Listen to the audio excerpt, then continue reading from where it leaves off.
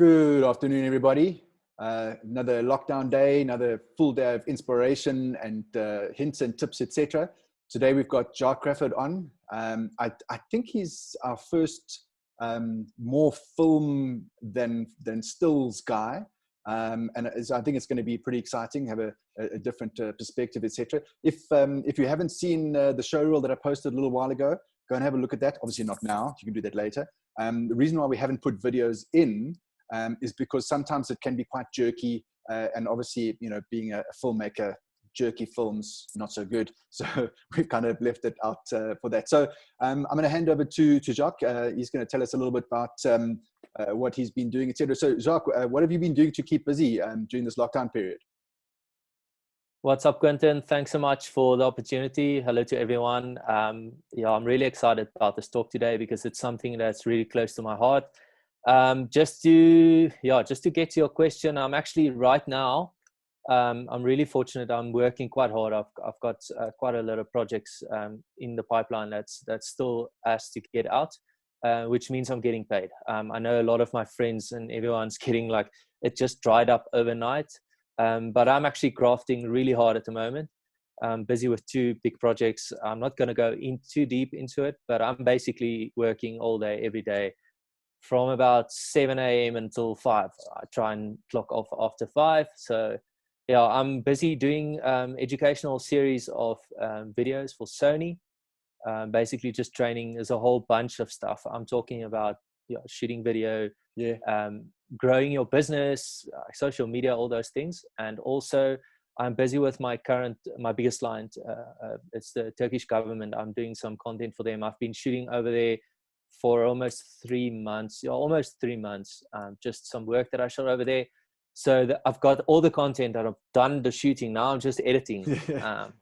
And it's quite a volume of work. So yeah, so it's just keeping me busy, but I'm really grateful. And then also just it's strange times we're living in. I see a lot of my friends, everyone's a little bit like unsure of what's going to happen. So it's nice to have a conversation around it. So I just want to say thank you for starting this group. I think it's a really cool initiative. I think a lot of people are going to get value of it. And if anything, create friendships. And then something I believe in the most is establishing a network and building a community. Yeah, absolutely. Something I am very passionate about. So yeah, that's it. The short of it. Yeah, I think the building of the community is important. You know, there's a lot of Facebook groups out there that, you know, the comments and feedback and criticisms are a little bit harsh. You know, so I don't know, I suppose all groups start out in the same sort of way, but this really is more about just inspiring and keeping people positive. So I just wanted to find out one thing. So you say your biggest client is in Turkey. So where are your clients based? Mostly overseas, mostly local? Yeah, I say about 70% of my clients are overseas. My biggest consistent client is Sony. So I actually work with Sony a lot. I'm also a Sony Alpha ambassador. So it's a wonderful opportunity because they don't just give us cameras. Like we actually create content for them and we get paid for it.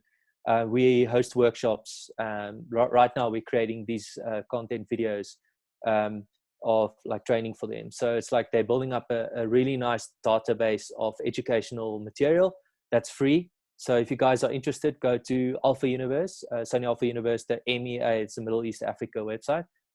So Sony is like a really cool client because it's that consistency that I long for. I think most photographers, we want some kind of a consistency. So that's I would say local client. I do some overseas stuff for them, not a lot, but it's my local.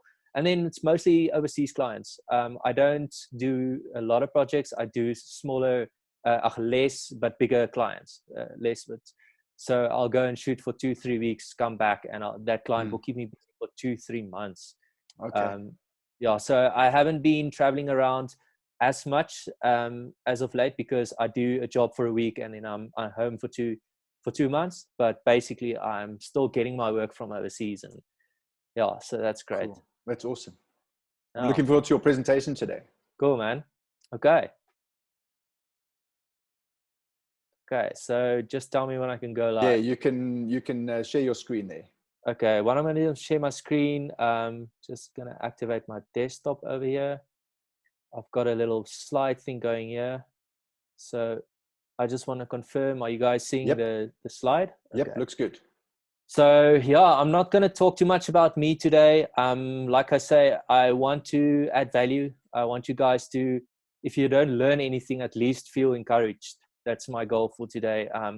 I have a passion to encourage people in the industry because I know sometimes it can be hard, and at this times it's even harder. So if you learn something, I'll be happy. But if anything, I want you to walk away today feeling encouraged or inspired. So this is a photo of me in my happy place. I am a filmmaker. I shoot mostly video. I do photography. So I'm going to share a lot of my photos, although my main thing is filming. But yeah, if I am not outside, I'm probably going to be editing. So I like to shoot most of my works outside. This is actually in the Drakensberg. A friend of mine, Sharon Hodges, she took this photo. So you guys can go check her out. She's pretty cool.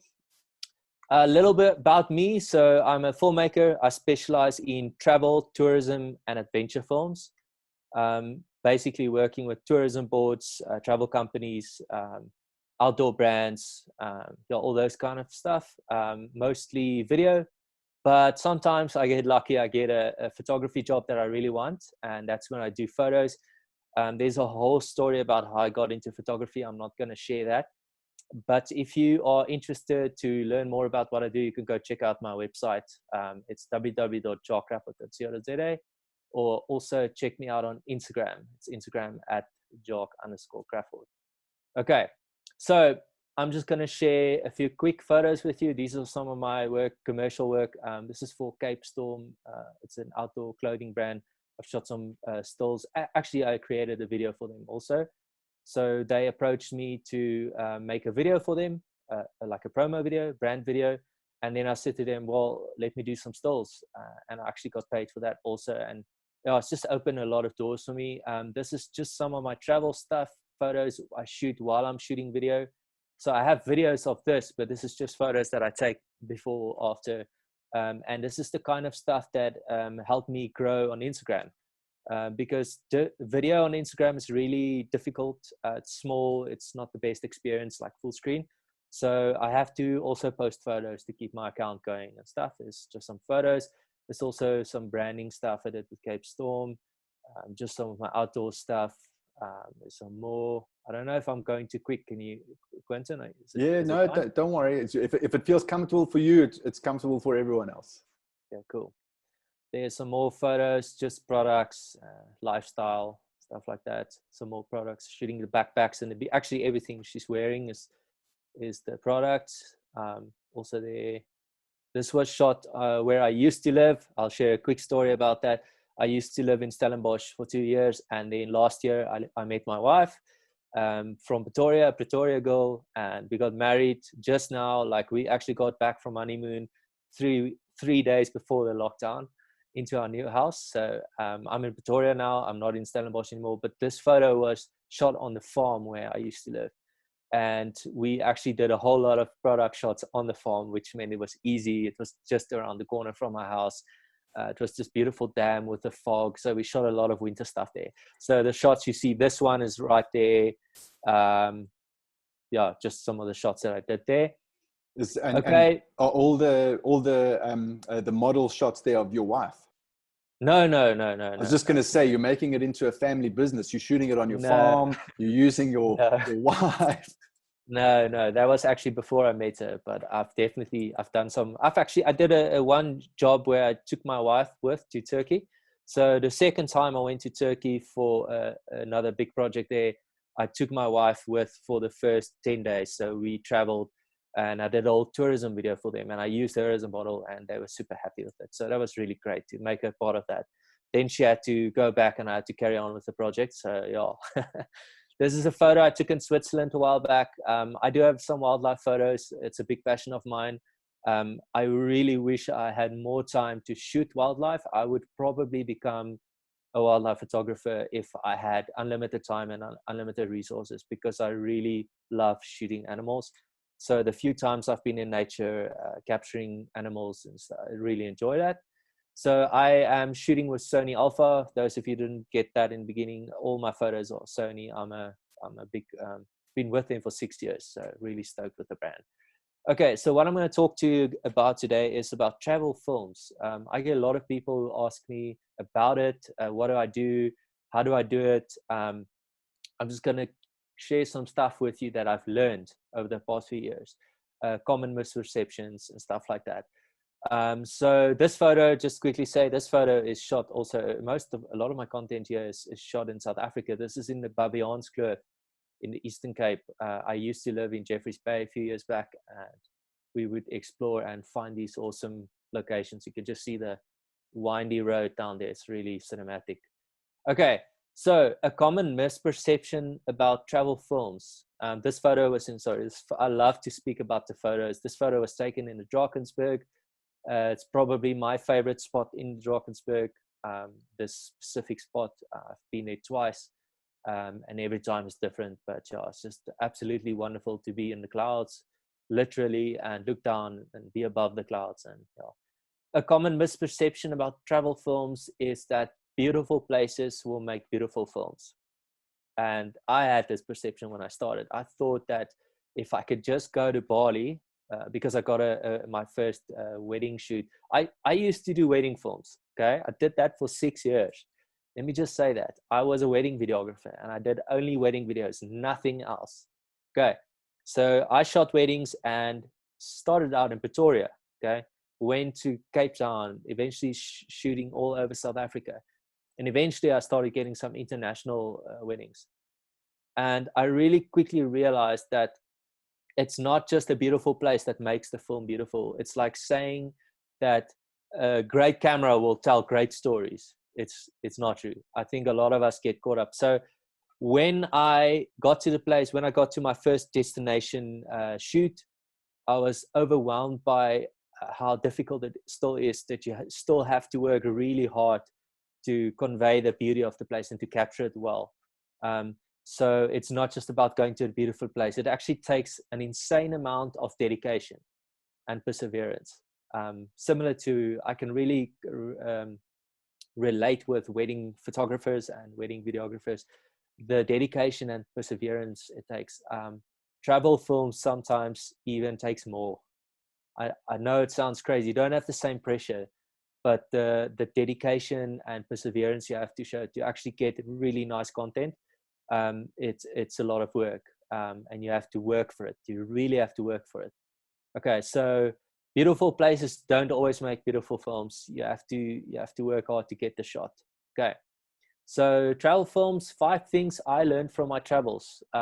Because we are only showing photos today, I'll just say something about this photo right here.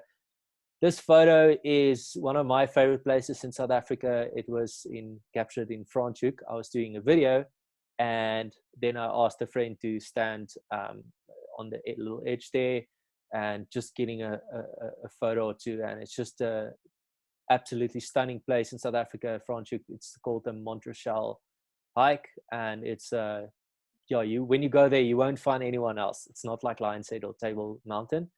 So it's just something I wanted to share about the photo. It's the most insanely beautiful picture I've seen in a long time. It's just the mountains, the lights, the textures. It's absolutely amazing. I love it. Thanks, man. Really appreciate that. So what I learned from my travels, the most important, I want to say the first one is less is more. Okay, I know it sounds super cliche, but I do want to elaborate quite a bit about it. I've got a lot of stories, but let me throw it back to when I was still shooting weddings. I was a wedding videographer. I had 3 cameras, 3 tripods, 3 light stands, a jib, a Steadicam, a slider, everything that you would think of that someone would shoot a cinematic project with. Okay. And it was terrible because I had to carry that all around. I had to manage that. I had to set up lights and sandbags, and it was just a crazy setup. Okay. And even though my videos were impressive, something was lacking. Okay. There's something of like the authenticity of real moments happening. I was missing something and I didn't quite know what it was. And then a few years ago, Sony came out with a camera system that had IBIS. A lot of cameras are coming out with it now, but Sony actually came out with it like 4 or 5 years ago. It was in the A7R2. So I bought the A7R2 It's called IBIS, in-body image stabilization. And if you guys don't know what it does, it's basically your sensor stabilizes the image regardless of the lens that you put on. So it's in-body image stabilization. So it doesn't matter what lens you put on. You can put on any other, it could be a Canon lens, a Nikon, film, manual, old school lens. And you've got awesome stable footage. So when that came out, I decided to shoot handheld. Okay, instead of using a monopod and a tripod, I would just shoot with my hands. Okay, so I chucked a lot of the equipment. I took less lights. I didn't even take a Steadicam. I just had my one camera. Okay, I had two cameras, but one camera with a camera strap around my body like this with a 35mm. I rocked up in the bride's room and I say, "Hey, I'm Jacques. I'm here to shoot your wedding." And she would look at me like, "Where's your video camera? Like, are you gonna do stills with that?" I'm like, "No, it's this is my camera. Everything you see on my website, I'm gonna create with this. So don't worry." And what quickly happened is that I started getting so much more authentic and really good moments, because I was able to quickly move the camera. Like if something's happening over that side of the room, I'm just changing my angle, getting the height right. I don't have to, adjust the tripod level because that makes a big difference, your height and your level and stuff without the thing being skewed. So I would just quickly grab a moment, get the shot, and all of a sudden my work was full of more real moments. Instead of trying to get the cinematic slide of a directed shot of the bride lifting the veil, I would just get actual moments just with my hands. And that started elevating my work. And that's when the concept of less is more started getting more value for me. So by trying to use too much gear, you're compromising on shooting time and unique moments that happen only once. And the same goes for travel films. So as I started traveling, I know it's like you only have a bag and you can only pack in this much stuff. Sometimes you have more, like there's space for more gear, but a lot of my shoots that I do, I have one backpack and a small extra case that's like my clothes. But everything I shoot with is in one backpack, and that's my carry-on. So I had to learn to shoot more with less.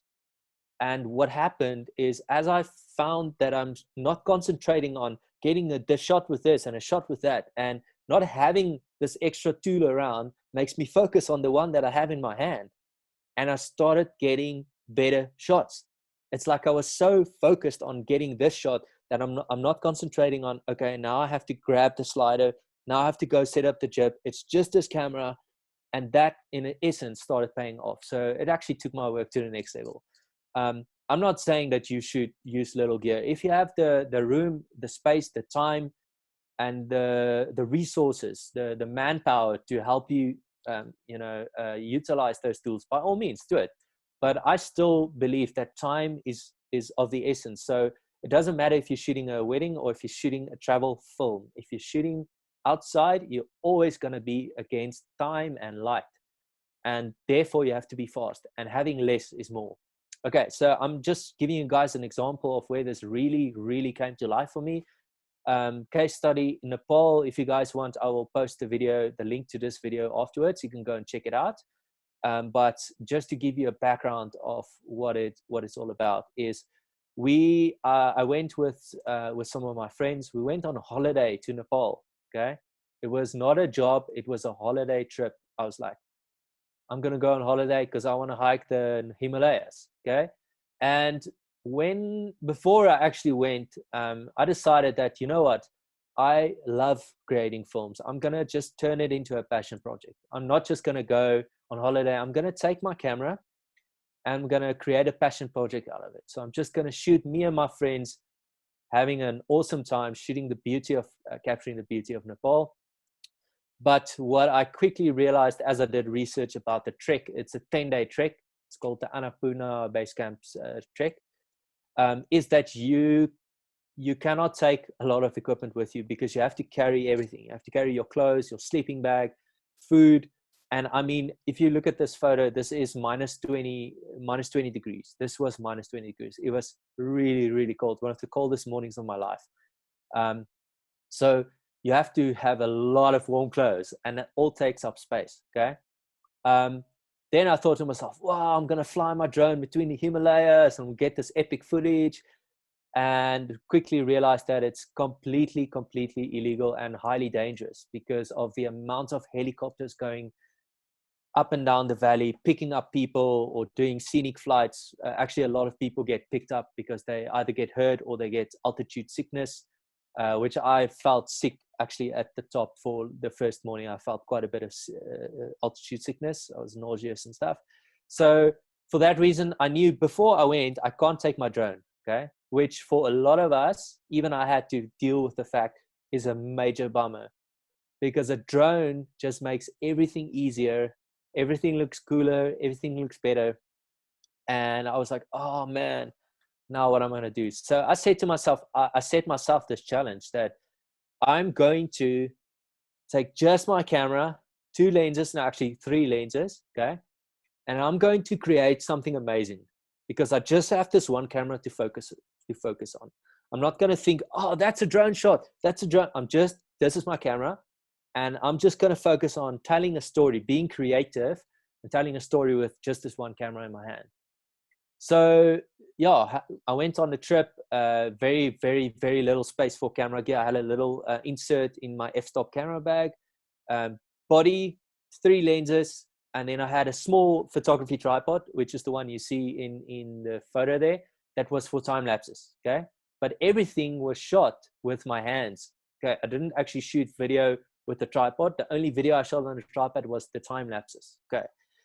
So I got home and I was completely wowed by all the kinds of shots that I got because I was just concentrating on this one thing in my hand. And I was forced to try angles that I've never done before, trying new things. And then what I did is I bought 2 stock shots online of the Himalaya mountains, aerial shots. I added that into my video. And some of it I actually got from a hang glider, which is a whole story also. After the trip, we stayed around for a few more days. And I went on a hang glider trip where I just got some shots. It's like a paraglider thing, but it's got a motor on. And you just sit in the front. And I just shot with my hands. So I've got some aerial footage, but it's not drone shots or anything. But it's just the case. If you go and watch the video, you'll see that I was able to accomplish something quite beautiful with just my hands. And that's why I want to say that less is more. That I really believe that if you are clever about the tools that you take with on your shoot, you don't have anything to distract you. You just have those to focus on. And a similar project I did is I did a brand full form for a company called Freedom of Movement. I went to St. Helena Island. If you guys don't know where that is, go and Google it. It's incredible. It's an awesome island. Usually you had to take a ship for 5 days there, 5 days back. And then now recently they opened the airport and we flew there. And I knowingly left my tripod, my gimbal, everything at home. I just took my camera, the lenses, and I shot everything handout, and then I got some drone shots. Okay, so another thing I learned, you can never have too much B-roll. Okay, this is probably something you guys have heard, but I have learned this the hard way. Before I carry on, I just want to say something about this photo. This photo is also taken by me. It was shot in Iceland in one of the ice caves. It was probably one of the most incredible things I've ever done. Seeing the glaciers and going into the ice caves, going under it, and just a really special memory for me. Getting back to you can never have too much B-roll. I have from time to time gotten back from a travel job or a film or whatever, started the edit, thinking to myself, no, it's just a 3-minute edit, I'm gonna be fine. And then always lacking B-roll. I'm like, if only I went a little bit further, went a little bit harder and captured that extra waterfall there, or just an extra angle to cut to this angle, just the flow would have been better. And it's happened so many times that even to this day, I come back from a trip and it's always that one shot. I'm like, if only I had that one shot. So it's really been something that's constantly learning this. And it's changed the way I shoot, that I shoot B-roll like there's no tomorrow. If you guys don't know what B-roll is, for those of you watching, B-roll is simply the cutaway shots. It's all the different angles. So if for example, the close-ups, medium shots, not the main shot, but cutaways telling a story. And for example, if we look at this picture, this would be the wide shot.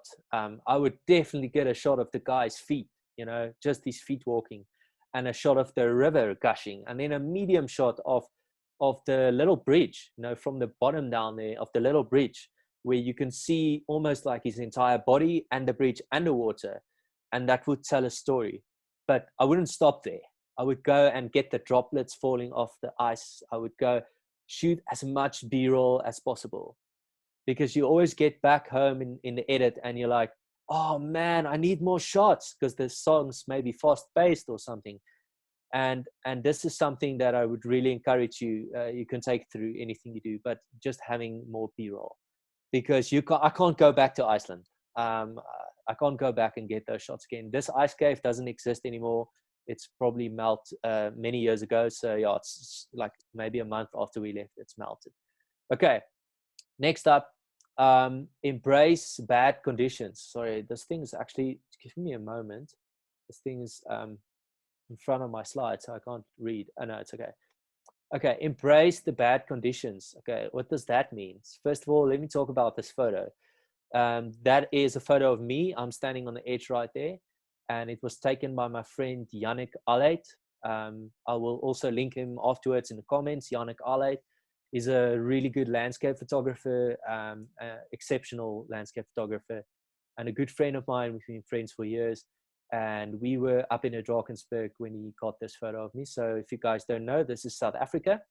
I'm super passionate about this country we live in. I think we have the most beautiful nature, diverse in so many ways, and it's just waiting for us to be explored. And my job has allowed me to see so many different parts of the country, and it's completely opened my mind to the treasure that we have in our country. I have been all over the world. I have been to a lot of countries and a lot of mountains, talk about the big ones, but this South Africa is I'd say Drakensberg's top 3. Could be my favorite, but you know, it's always going to be that foreign element that's intriguing when you go away. So what am I saying when I say embrace bad conditions? I'm saying that the best shots, especially photography and video related, usually comes either before, after, or during bad weather conditions. Okay. Before, sometimes those clouds building up, you've got those dramatic clouds. During is in the middle of a snowstorm. Okay. When everyone else is hiding in their tents, when everyone else is down below, in their chalets, like thinking, oh, the mountain's closed. I wish I could, you know, it's closed. Or after, just after the biggest storm, you get the best sunset, sunrise, light bursting through, light rays. And that's something that goes completely, it's synonymous with being a filmmaker, travel filmmaker, and a landscape photographer, is that you have to embrace the bad conditions, because you often get your best shots just before, during, or just after. Okay. And that means sometimes really getting wet, or getting super cold, or sitting in an uncomfortable position waiting for the rain to pass. I have got so many stories of where I got shots. I mean, no one's got shots like this. I say no one. There was actually 7 guys on the mountain that day, which was really comforting to have, you know, more people. But it's not like everyone's going up in the snow. And for me to get the shots and the content that I got from this session, I actually had to drive 12 hours. Okay. I was living in Jeffreys Bay at that time, and the guys on the mountain were there already. They came the day before, while it snowed, before it snowed, camped, and they woke up in the snow. I had to hike up in the snow. Okay. So it was really difficult. Okay. But I just had to capture this scene in South Africa. It's not something you see that often. So it was really difficult. And I've got so much content out of this.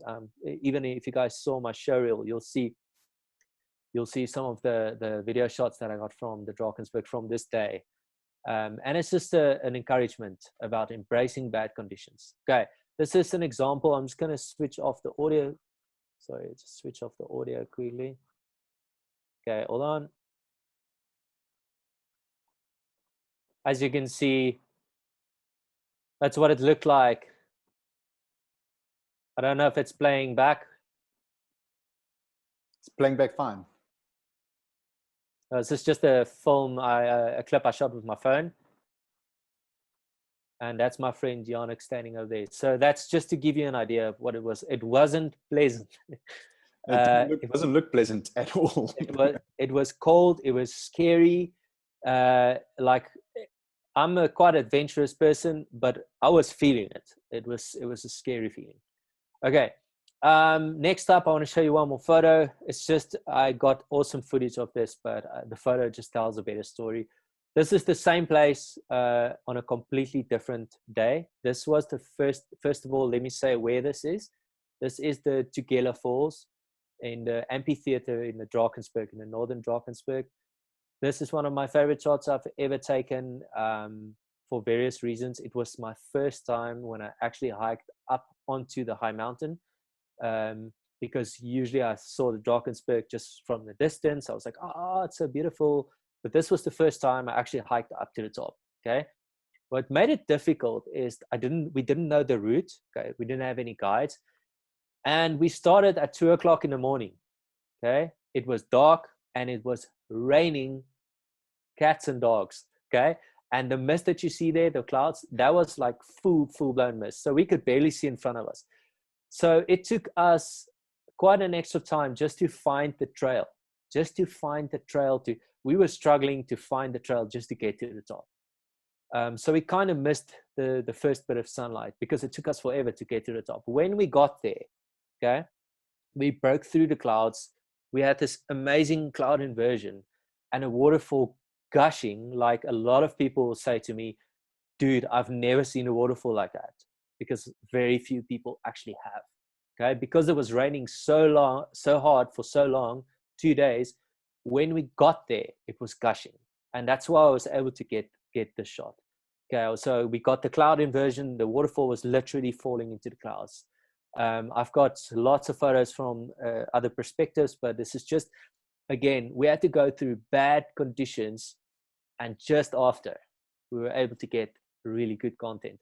So that's something to embrace if you are doing landscape photography or travel films. Okay. I've got a question there, Jacques, from Yes. Gareth. How do you keep your camera dry?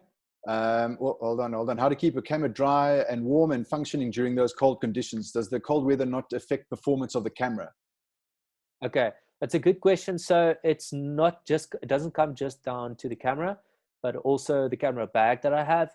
So first of all, I'm shooting on a Sony Alpha. So I have the Sony A7R4 now. But a lot of the photos that you've seen were shot on the R3 or the R2, okay?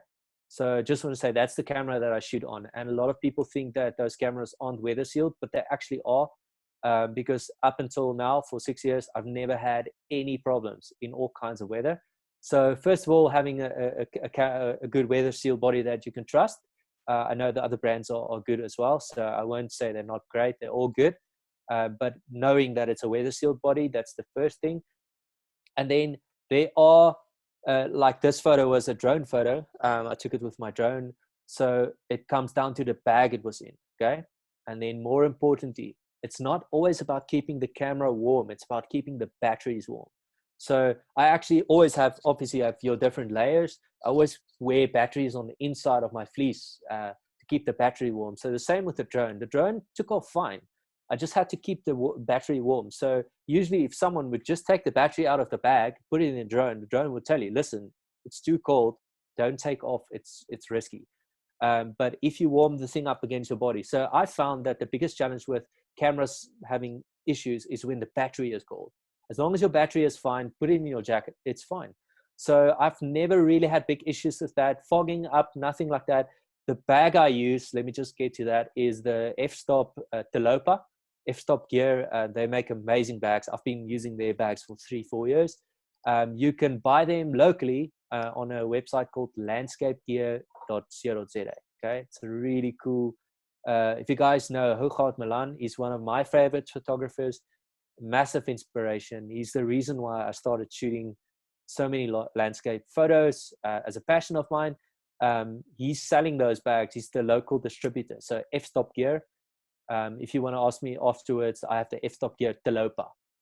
And it's just incredible bag because it's weather sealed, weather resistant. It's made for severe weather conditions, but it's super comfortable. It's made for hiking. Okay, it's a hiking bag made for cameras, or you can say that it's a camera bag made for hiking. And having that and a weather sealed body, it's never failed me. So I've hiked up the Drakensberg with my drone many times while it's raining or in the snow. Took it out, flew, without too much issues. I hope that answers the question. I put a link onto that that bag from the F-Stop Gear site. Yes, shot, man. Thank you so much. Just a quick thing, talking about Hooghout Milan. He was actually one of the guys who was with us on the mountain. Yeah, so if you guys go check out the photos he captured, it's next level. Okay, so what I want to say now, this is obvious. Everyone knows this. If you ask a photographer, they will tell you that you have to shoot in golden light or good light or whatever. I'm not saying you can't shoot in light that's not like morning light or afternoon light, but getting up early, okay, what does that mean? Okay, I want to say this. Sometimes we plan a shoot and we think, cool, the sun rises at 5, so I have to get up at 4:30. That's how I used to reason, okay? And then by 4:50, I'm still asleep, okay? And I still have to hike 10 more minutes. Or the setup to get the shot takes me 20 minutes. And it's such a rush that I end up missing a shot or not getting it the best frame or the best angle because I'm trying to capture that first bit of awesome light. And 2 things I learned about getting up early. Number 1 is that you have to get up a lot earlier, long before the sun comes up, okay? Because you get a pre-burn, okay? That's most of the time when you'll get your best landscape photos. It's before the sun comes up, okay? It depends on the light, depends on the clouds, but a lot of your best photos or video will happen before the sun pops. And there's usually like 20 or 30 minutes. It's called a pre-burn. That's usually when you get that beautiful colors and it's just stunning, okay? So that's a reason to get up early, but also to have time for a setup. So the first time I really, really learned this is we actually did another Drakensberg trip with, there's a guy called Sam Calder and Chelsea Kawai. I don't know if you guys have ever heard of them, but it's a guy from Canada and a girl from Hawaii. And I did a trip with them in the Drakensberg. And I was absolutely baffled about their dedication. That's really inspired me, and it's carried over into the way I do travel jobs now. It's on how early they got up. I set my alarm for 5. They set their alarms for 4 or 3:30, and I'm like, why would you want to get up? They're like, no, they want to do this and this and this and then get that. I was like, wow. So that's something that I really learned is you're gonna get up early, okay? You're going to get up early, and sometimes you are going to walk back in the dark for 3-4 hours after the sunset. But looking back at that first shot I was talking about, I'll quickly go back there. If you guys remember this shot was taken after sunset. This is the post-burn. So the sun's basically down already. That's like the last bit of light hitting the cliffs over there. But this is a 2-hour walk back. So this is not like, oh, cool, I'm home now. You have to walk back in the dark. And that's not always the best conditions, to walk in the dark, it's not always comfortable. But I'm getting these shots because no one else is doing this. No one else. I'm saying no one else. I'm saying the gen public is not putting in this effort, doing this kind of dedication. Okay. So it's just get up early, get your setup ready, plan your shot, and be ready before the light hits so you don't have to rush and get a second grade shot. Okay. Last point, understanding weather. So you have to become the weatherman. Okay. I am not good at this at all, but I've become much better. Okay. I've learned a lot about this, but I can tell you now that by just learning a little bit about reading weather, using different websites, using different apps, has allowed me to get way better shots. Okay. First, we'll start with this example. This is a shot of the Northern Lights that we captured in Iceland. It was in 2016. It was my first time seeing the Northern Lights. It was actually absolutely mind-blowing, like completely life-changing experience. I really had a good time with that. But the story about this is that we were traveling Iceland for 10 days, shooting a product video for a photography company in New Zealand. It's called SERP. They make motion controlled time-lapse rigs and filters and all kinds of things. So we were shooting that, and we wanted to see the Northern Lights, but by day 7, we still haven't seen anything. Okay. Why? Because it's winter. In winter is the only time you really see the Northern Lights. But in winter, there's also a lot of clouds, a lot of cloud coverage. Okay. So in Iceland, almost every guest house, every petrol station where you go to, there's like a computer or a setup that shows you the forecast for the Northern Lights. So what happened to us is the whole time we were interpreting it wrong. We were reading it wrong, and it was just cloudy, and we just didn't know what we were doing. So we asked someone at the petrol station, and they said to us, no, it's the other way around. So we were literally understanding it wrong. And then we saw on the map, on the map of Iceland, this corner of the island is going to be open, no clouds, and there's a Northern Lights coming over there. So we drove for 4 hours. We drove for 4 hours. We actually drove back. We were at that location, not all the way there, but we were there. We came back, and then we're like, oh, well, we want to do the Northern Lights. So we drove there 4 hours, waited until 3 o'clock in the morning, almost thinking, oh, I don't know if it's going to happen. And then this happened. Okay. And it didn't happen anywhere else because the forecast was over that edge of the island. The rest of the place was covered in cloud. And that's how after, on the 8th night, 2 nights before we go, we actually saw the Northern Lights. And that's where it really was established in my heart and my thinking that really have to make sure about what the weather's doing. And again, you can't control it. You can't always predict it, but knowing a little bit about it really helps. So another example is that I've actually got a few shots, even on my Instagram. If you guys go check out on Instagram, of Lion's Head, where we are either on Table Mountain or on Lion's Head, where we are above the clouds. And I say clouds, but it's really just low mist, low-lying mist. And that is something that we have come to predict. The last 2 times we went, we predicted it beforehand, 100% predicted it. And it happened. We got there exactly as predicted. Okay. It's not always going to happen, but it helps to know. So that is something to take into account. Knowing where the sun's going to rise, where the shadows are going to fall. We've used Google Earth. There's all kinds of apps that you can use to actually understand the weather and see what the light's going to do in that situation. And most of the time it's going to be accurate. Sometimes you're just going to get disappointed, but that's part of what we do. Okay. So just to recap, finishing off now, I started out with saying that less is more, that you really do better if you are just focusing on the least amount of equipment, and you get creative with what you have in your hands without being distracted by too many tools, because a tool can be the biggest downfall for any travel filmmaker. Don't get caught up in the tool. It's about the story. Okay. A tool is just a means to help you to tell the story, but your focus should be on the story. And if you're keeping yourself busy with a little bit of gear, that's when you are more focused on your story. Okay. Never, ever think that you have enough B-roll. Always shoot extra. You're not going back to that location. You are going to regret it. So always shoot more B-roll. And then embrace bad conditions. I've said again, the best photos, the best video clips that I've gotten in my life was before, during, or after the worst conditions, like a big storm, a snowstorm, or rain, or just when the sun bursts through. That's to embrace bad conditions. Get up early and learn to read the weather. So yeah, that's just a little bit from my side on travel filmmaking. If you guys have questions, I'd like to respond to them. So we can stick around for a minute or two. Maybe Quentin, you can just read them to me or something. But before we carry on, I just want to finish off with something. So guys, this is something I'm really passionate about. Some of you might be listening to this and saying like, oh my gosh, when is this coming out?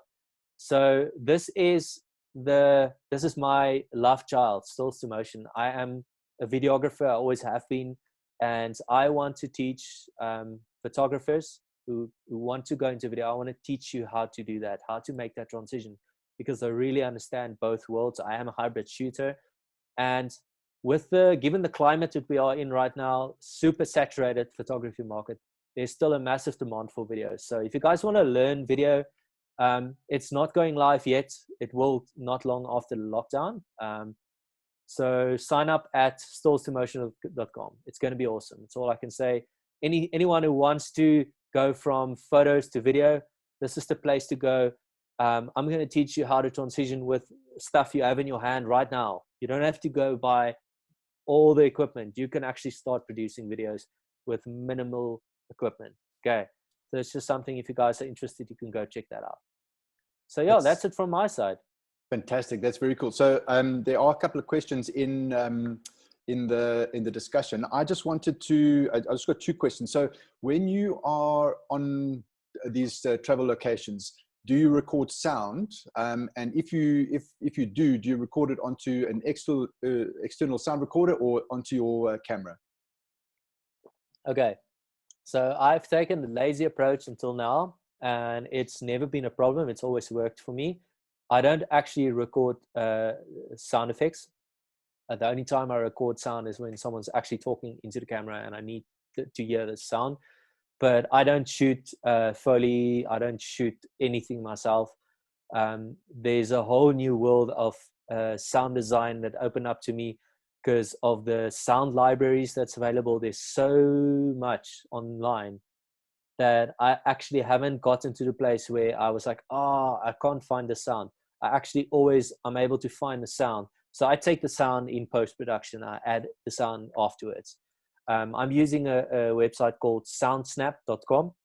It's a subscription-based service, and their library is massive and it's constantly growing. And it's actually so accurate because of the amount of Turkey work that I've done, where you can actually Google Turkey and they will have real life sounds from actual places in Turkey, places that I went to, like Taksim Square or the Bosphorus or like the Grand Bazaar, like actually sounds that was recorded in that. And I've used those sounds in my Turkey videos. So it's high quality recorded sounds that I didn't have to shoot. Okay. So I'm not an expert in capturing Foley or capturing sound effects. I used to I have sound recorders, but I don't actually do that myself. I just do it in post. And up until now, it's been fine for me. Okay, cool. Thanks for that. And then cool. Gareth has got a question. Obviously, with us being in South Africa, there is the element of crime when it comes to shooting landscapes and being in places that you wouldn't normally be, etc. How has that ever affected you? Okay, so I am really fortunate. It's never affected me personally. I haven't heard much about landscape photographers getting into trouble. But what I do want to say, and I don't want to make it sound as if it's nothing, but the places where I go to, if someone comes to me in that point and wants to take my camera, I'll say, well done for making it out here. Like, take my camera. Like, I mean, it's insured, but it's also about safety. I don't want to make it sound like it's nothing. It's obviously safety is always a concern. We live in dangerous times and stuff. But the Drakensberg, I don't know. Like, I've never felt unsafe. We've run into a bunch of different Basotho people, South African people on the mountain, wandering around. But we've never actually ever felt. I mean, I've been in the Drakensberg many times. I can't put a number to it, but more than enough to not feel scared. But also, most of the places where I shoot is either early morning, late afternoon, far out, where no one's really wandering around. So that's for me, most of the places. So I've never been confronted with crime in that sense, in any way that I shoot. But I would say that most of the places where I shoot, if someone comes up the mountain that time of the morning and takes my camera, I'll be like, dude, well done. Give that man a bells. Give that man a bells. Okay. I know it might sound like blasé. I'm not blasé about it. I'm obviously I'm vigilant at all times. If I see something, I'm like, for example, just to give an example, what we do if we do extended Drakensberg trips is we like to create jobs and we like to help the local people. So we employ porters, okay? Because I've got a ton of photography equipment. So I want to carry my cameras. So I give some of my clothes and some of the heavier stuff that I can't carry everything. I give that to the porter. Okay. But I don't let him carry all my stuff and his stuff, just enough so that he can, it's fine to carry. So we employ porters. And the great thing about the porters is we can leave our tents and go to the peaks or go to the higher places and shoot while they are looking after our tents. And they are porters we use from time and again, using the same people. So we've built a relationship with, so we trust them and they trust us. And that's just an example. So from time to time we have, and then also I often use assistants and stuff like that. And sometimes my assistant gets upgraded to a security guard or downgraded, whatever you want to call it. But that has happened. The one shoot we did for Cape Storm, my one lighting guy, I had to put him on security duty down at the mountain because we had to shoot up there, and he was literally just looking after everything in the cars, and that was his job. So yeah, we try and be vigilant. We definitely try. Okay, cool. And then from Sherry, for someone who wants to get into travel film photography, film making, what advice do you have to get started, and what software do you use to edit? Okay, so I want to say something. I'm actually right now today, like it doesn't look that great in the background right now, but I am currently busy filming a series of educational videos for Sony. And on Sunday, I'm posting a video that's, it's not the first one, there's 3, but it's not the only one, there's 3 of them. But I'm going to post a video where I talk about things like this. So about growing your business, changing industries. So I'm going to release videos about that. So is it Sherry? Yes. Just ask her, just tell her to go to the Alpha Universe website, Alpha Universe MEA. I'll also link it later. And just keep a watch out every now and then. There's going to be some really cool videos dropping on there. But just my short answer right now is the way I've done it is I actually started with passion projects. And I started with the way I presented myself online on Instagram. I was still shooting weddings, and then I just stopped showing all the wedding works. I only started posting travel stuff. A lot of it was self-funded, or I got shots while I was doing another job. I got some extra shots and eventually established my own portfolio. And those passion projects led to so much real commercial jobs. And it's like a snowball. The one leads to the other one. And I just kept on doing. And then just an example, the moment I posted the Nepal video that I spoke about earlier, the Cape Storm guys reached out to me and they contacted me about the video. So I got my job because of my passion project. So that's something I really, really believe in, is passion projects. And there's a whole talk about that. And then I use Adobe Premiere to edit on all my videos on Adobe Premiere. So just the Adobe suite. Yeah. Cool. No, that's awesome. Yeah, I mean, the sort of passion projects and that sort of thing. When I did my little talk on the getting through the lockdown, etc. One of the things I mentioned was personal projects. And, yes. and you know, if the passion that you feel for that project will come through in the stills or the film or whatever. And it's the passion that people buy into. Yes. You know, and that's why it's so important to make sure that you're doing those sorts of things, because it's giving you training and skills and practice and all of that, but you know, you're generating content that has passion behind it, and that's gets picked up. Absolutely, man.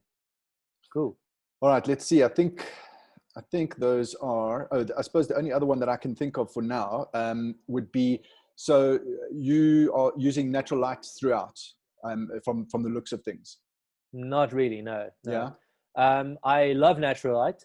When natural light works for me, I use natural light, but I don't believe in only shooting natural light at all. I often use reflectors. I use LED lights. I have various kinds. Depends on the job. So some of the jobs I'll get like 3 guys. One will have a sun swatter, you know, diffusing the light. The other one will stand and bounce light, reflecting light. Sometimes there'll be an extra LED, whatever. So I'm not saying that I mean, obviously being video, I don't really use flash, but I use light. I use alternative light sources.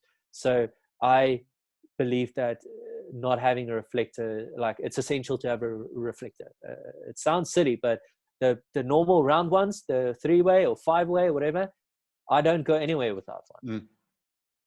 Just to diffuse a little bit, to bounce a little bit, just to block some light. It's something that I use all the time. So unless I have to, unless the light's really good, like for example, the Cape Storm job, I shot more than 80% of the thing in the middle of the day. So we had to constantly diffuse the light, constantly bounce light, because you can't shoot 4 models at a video over 2 days with 4 models at multiple locations at sunset and sunrise. It doesn't work. So we had to in order to finish that shoot in 2 full days, we had to shoot them throughout the day.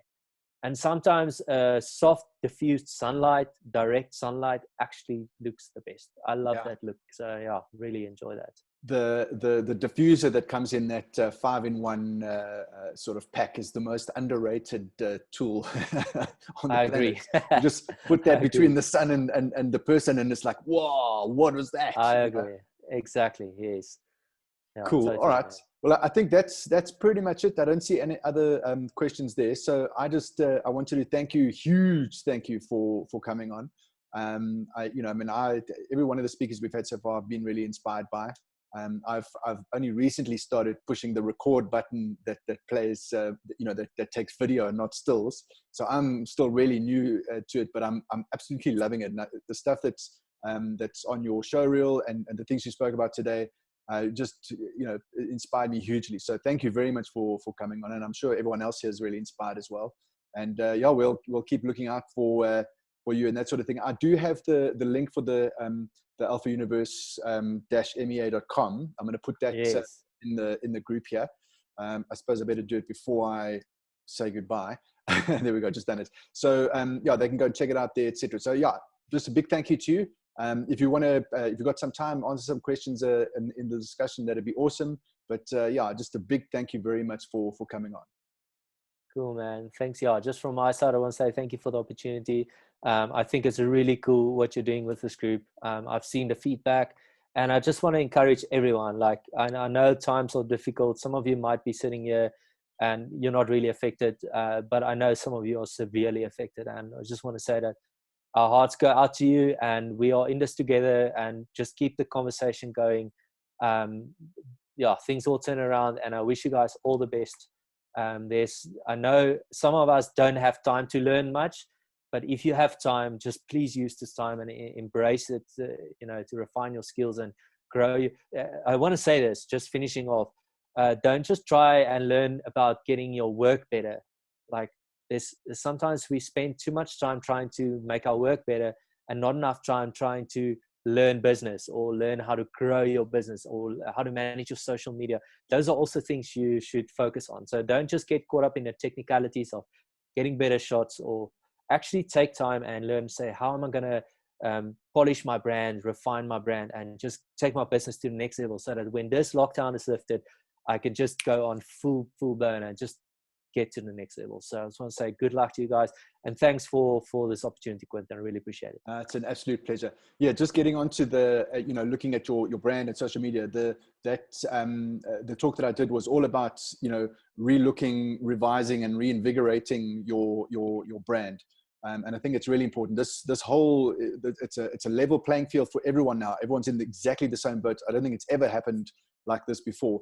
If you put in the effort now, you'll come out that 1 step, 2 steps ahead of everyone else, and then you really start seeing success. But it's the people that put in the effort are the ones that it's going to work for. So thank you very much, appreciate it, cool, and chat soon.